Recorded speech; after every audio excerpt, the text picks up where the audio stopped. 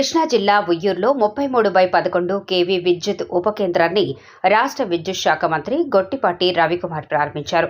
ఈ కార్యక్రమంలో మచిలీపట్నం పార్లమెంటు సభ్యులు బాలశౌరి మరియు స్థానిక శాసనసభ్యులు బోడే ప్రసాద్ పాల్గొన్నారు. అనంతరం మంత్రి గొట్టిపాటి రవికుమార్ గత ప్రభుత్వంపై కీలక వ్యాఖ్యలు చేశారు. విపరీతంగా విద్యుత్ ఛార్జీలు పెంచుతున్నామని సాక్షి పేపర్ అబద్ధపు ప్రచారం చేస్తుందని విమర్శించారు. కూటమి ప్రభుత్వం అధికారంలోకి వచ్చాక ఒక్కసారి కూడా కరెంట్ ఛార్జీ పెంచలేదని, భవిష్యత్తులో కూడా ఛార్జీలు పెంచే ఉద్దేశం లేదని స్పష్టం చేశారు. గత ప్రభుత్వం చేసిన తప్పిదాల మూలంగా ప్రజలపై ఇప్పుడు భారం పడి దాని కారణంగానే ప్రజలపై 20,000 కోట్లు భారం పడుతుందని తెలిపారు. ప్రజలు ఒక్కసారి అవకాశం ఇస్తే గత ప్రభుత్వం రాష్ట్రాన్ని 20 ఏళ్లు వెనక్కి నెట్టిందని ఘాటు విమర్శలు చేశారు. చైర్మన్ గారు వీళ్ళందరితో కలిసి మేము 33/11 కేవీ 4.5 కోట్ల రూపాయలతో ఇక్కడ ప్రారంభించడం జరిగింది. ఉయ్యూరులో అది ప్రారంభించాము. అదేవిధంగా రాబోయే రోజుల్లో కూడా 132 సబ్స్టేషన్ ఇక్కడ టెండర్ పిలిచి రెడీ అయ్యి ఉంది. వివిధ కారణాలతో అయిపోయిందని చెప్పారు. వాటిని కూడా ఇమీడియట్గా టేకప్ చేసేసి రాబోయే రోజుల్లో తప్పకుండా శాంక్షన్ చేస్తాం. ఇవాళ ఇందాక మన ఎంపీ గారు, ఎమ్మెల్యే గారు చెప్పారు, మనకి పోర్ట్ యాక్టివిటీస్ చాలా పెద్ద ఎత్తున స్టార్ట్ అవుతున్నాయి. అక్కడ కూడా పవర్కి సంబంధించి కొన్ని రిక్వెస్ట్లు ఇచ్చారు. అవి ఒకటి, ఏపీఐసీతో ఒకటి, అట్లానే లోడుకు సంబంధించిన ఎక్కడెక్కడ ఏమైతే ఉన్నాయో అన్నీ కూడా సంబంధించిన జిల్లాకు సంబంధించిన అన్నీ కూడా మన ఎస్సీ గారు ఇచ్చారు. 33/11 కేవీ సబ్స్టేషన్స్ దాదాపు 10 కావాలన్నది జిల్లా మొత్తం మీద.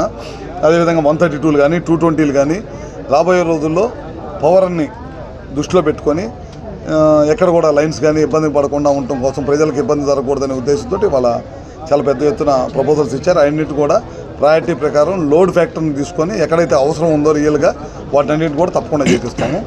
అదేవిధంగా ఇందాక విషయాలన్నీ కూడా చెప్పుకొచ్చాను. ఇవాళ సాక్షి పేపర్లో పెద్దగా రాసుకొచ్చారు బ్యాన్ ఐటమ్, ఇది విపరీతంగా కరెంటు బిల్లు ప్రజల మీద భారం వేస్తున్నామని.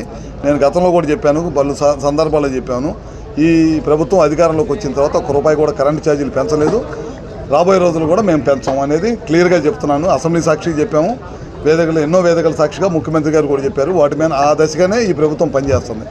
2019లో మిగులు విద్యుత్ తోటి రాష్ట్రాన్ని అప్పచెప్తే ఇవాళ లోటు విద్యుత్తు విపరీతమైన అప్పులతోటి 1,29,000 కోట్ల అప్పులతోటి మనం అధికారంలో చేపట్టేసరికి వ్యవస్థలంతా కూడా నాశనం చేసేసి చేయడం జరిగిందనమాట. అవన్నీ కూడా సరిదిద్దుకుంటూ కరెంటు బిల్లు పెంచకుండా తప్పకుండా చేస్తాం. ఎందుకంటే 2022, 23, 24లో దాదాపు ఎఫ్పీపీఏ ఛార్జెస్ అని చెప్పి కోల్ కొన్నవి కానీ, లేకపోతే విపరీతంగా పవర్ పర్చేస్ మన పవర్ని షట్ డౌన్ చేసేసి, మనకున్న సోలార్ని, విండ్ని, వీటన్నిటిని కూడా షట్ డౌన్ చేసి విపరీతంగా బయట నుంచి పవర్ కొన్నారు. ఆ ఛార్జెస్తే ఇవాళ 20,000 కోట్లు ప్రజల మీద భారం పడిన సంగతి ప్రజలకు పలు సందర్భాల్లో చెప్పాను. ఇవాళ కూడా చెప్తున్నాను, తప్పుడు రాతలు మానుకోవాలని చెప్పి. ఎందుకంటే మీరు చేసిన తప్పుల వల్ల ఈ రాష్ట్రం సర్వనాశనం అయిపోయింది. ఒకసారి అవకాశం ఇస్తే 20 సంవత్సరాలు ఈ రాష్ట్రాన్ని వెనక పంపించారు.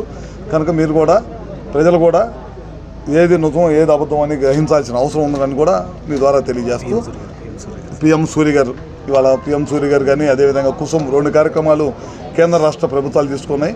అదేవిధంగా మళ్ళీ ఆర్డీఎస్ఎస్ కింద ఫీడర్ బైఫికేషన్, వ్యవసాయానికి 9 గంటలు, ఊర్లో హౌస్ హోల్డర్స్కి వచ్చేతలకి, ఇళ్ళకి వచ్చేతలకి 24 గంటల కరెంట్ ఇవ్వాలనే దానికోసం దాదాపు ఇప్పటికే 10,000 కోట్లు రాష్ట్ర కేంద్ర ప్రభుత్వాలు కలిసి జాయింట్గా పనిచేస్తా అవి తీసుకున్నాం. మళ్ళీ రెండో విడత కూడా 15,000 కోట్లు పంపించాము. తప్పకుండా రాబోయే రోజుల్లో ఈ పోల్స్, దెబ్బతిన్న పోల్స్ కానీ, వైర్లు కానీ అన్నింటిని కూడా మార్చే ప్రయత్నం చేస్తాం.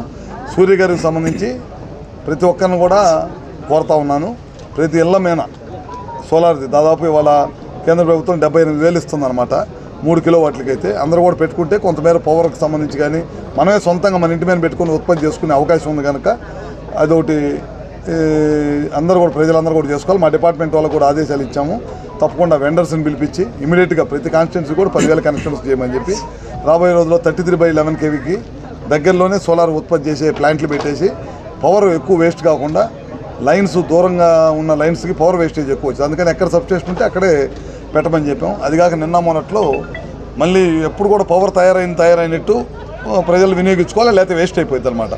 అట్లా కాకుండా 1000 మెగావాట్లు మనం బ్యాటరీ స్టోరేజ్ అనేది తీసుకొచ్చాం. ఫస్ట్లో గుజరాత్లో ఎక్కడో చిన్నది ఉంది, తర్వాత మన ముఖ్యమంత్రి గారు కేంద్ర ప్రభుత్వాన్ని లెటర్ రాసి ఇప్పుడు బ్యాటరీ స్టోరేజ్ కూడా నిన్న వాళ్ళు టెండర్ పిలుస్తున్నారు, దాన్ని కూడా అది కూడా బ్యాటరీ స్టోరేజ్ కూడా తీసుకొచ్చాం.